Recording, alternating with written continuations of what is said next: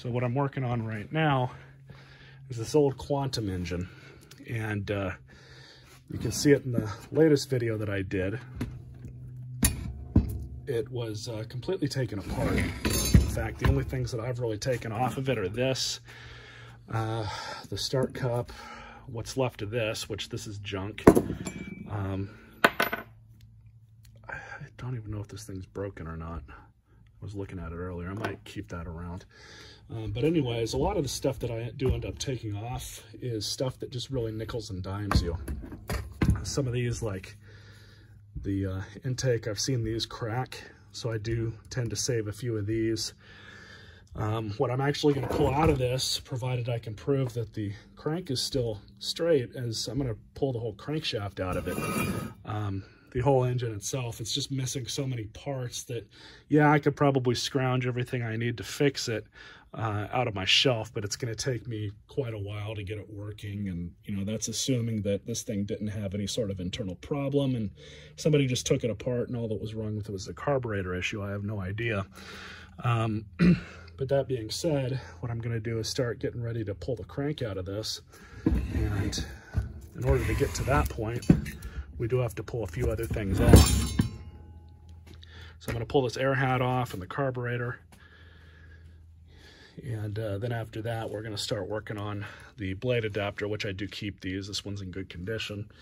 And then we're going to clean up the crank so we can pull the sump off pretty easily. Even stuff like these bolts here, I do tend to keep them because they get reused quite a bit.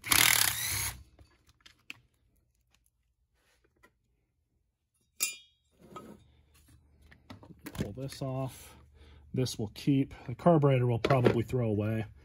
I've got so many of these carburetors around that, and they're just so cheap nowadays just to buy them. The Chinese copies off Amazon, it's not really worth keeping these carburetors around anymore.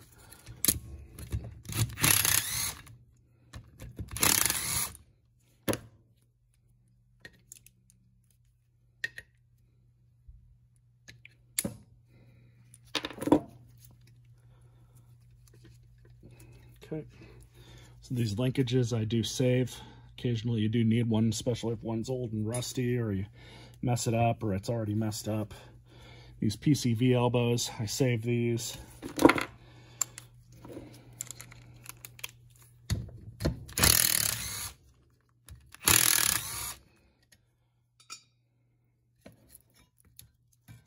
These I don't really need to save. Now we'll pull off this intake.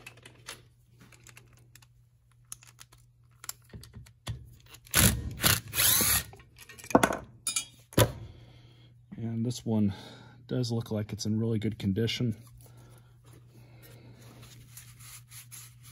So we'll save this. So as a summary of what I pulled off so far, everything in here, there are a couple pieces in here that are going to be thrown away, but we're not there yet. So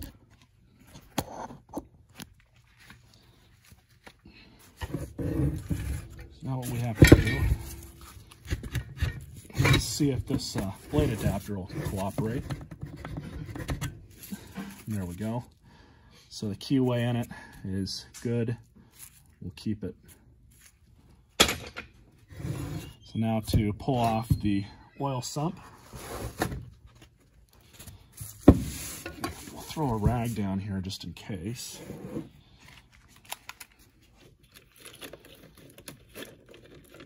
Now these can be kind of entertaining. In fact, what I'm going to do, before I get too far ahead of myself, is go and get one of my angle grinders that has a wire wheel brush on it.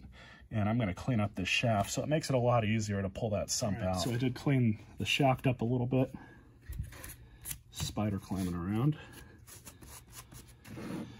So what we're going to do is just pull off all these bolts.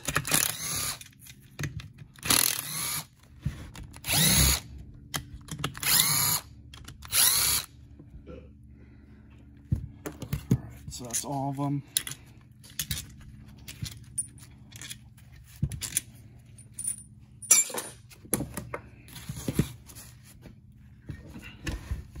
So now is the fun part.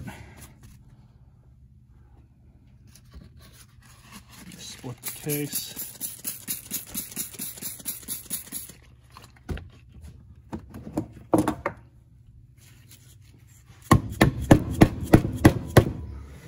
That's all I do is I just give these a few whacks. They normally come off just like that. And then if we're lucky,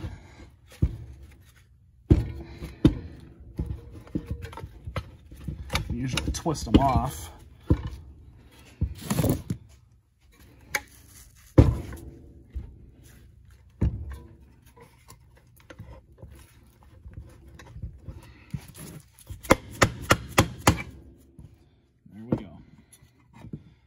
Even make too much of a mess.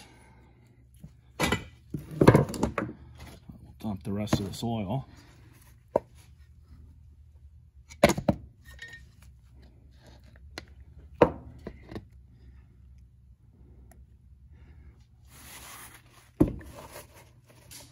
Use that to soak up the rest of that oil. And now we've got to pull the piston connecting rod out. Normally for that, I like to line it up to right about there, and I get in there with a little ratchet.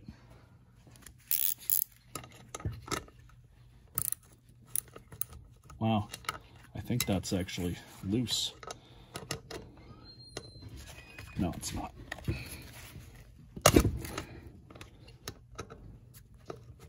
There's the one, and number two.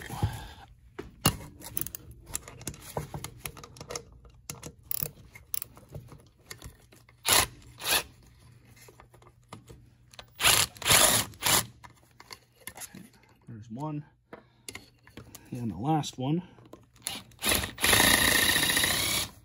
It's so much easier.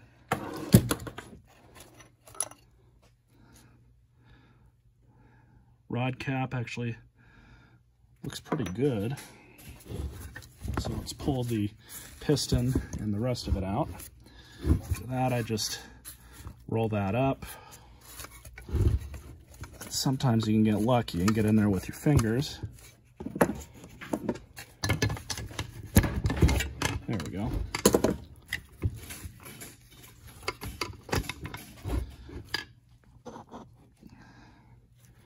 And there's the piston connecting rod.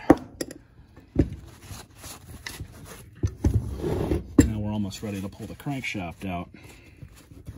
So I'm just going to pull the camshaft. That's out.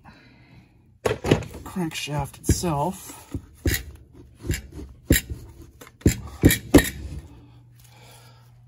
There we have it.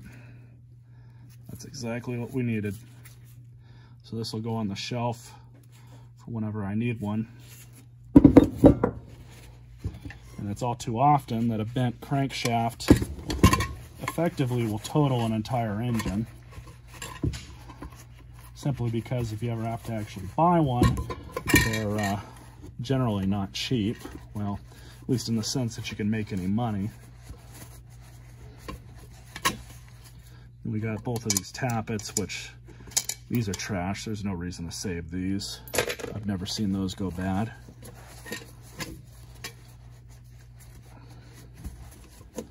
And surprisingly, you would think that plastic gearing inside of a small engine would be subject to a lot of stress and they'd become brittle and break, but I've actually never seen one of these break, at least not under normal circumstances. I can't even see one that's been abused that's ever been broken. But it's amazing that they last as long as they do without really any major issues. So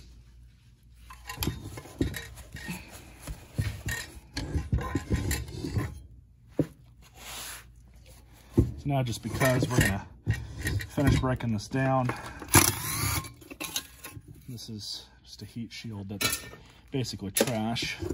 I'm gonna pull these valves out in a minute here, as well as the governor arm. I'm not pulling the governor arm out to keep it, I'm just pulling it out to get it out. There's that. And it's got one of those weird retainer washers on. All right.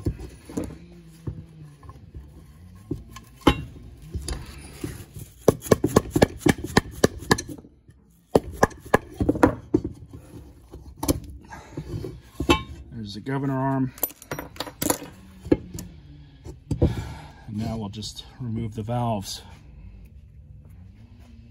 So removing these valves is actually pretty easy when you have the right tool to do it.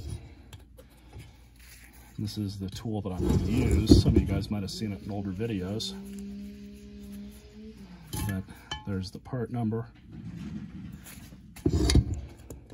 I don't really do too much valve work on these, simply because it's usually never really been an issue all that much.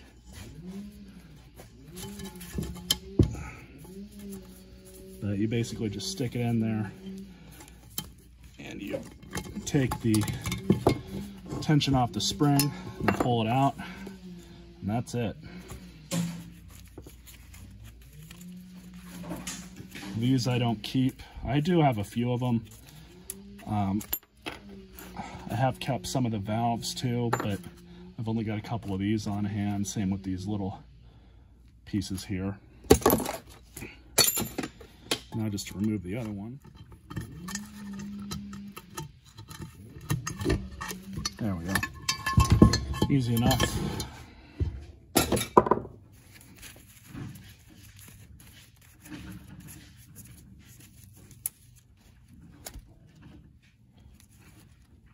Those two pieces. And there's the aluminum block, which is now completely ready for scrap. Could take this off if I want, but I believe that's aluminum as well. Could even take this piece off too.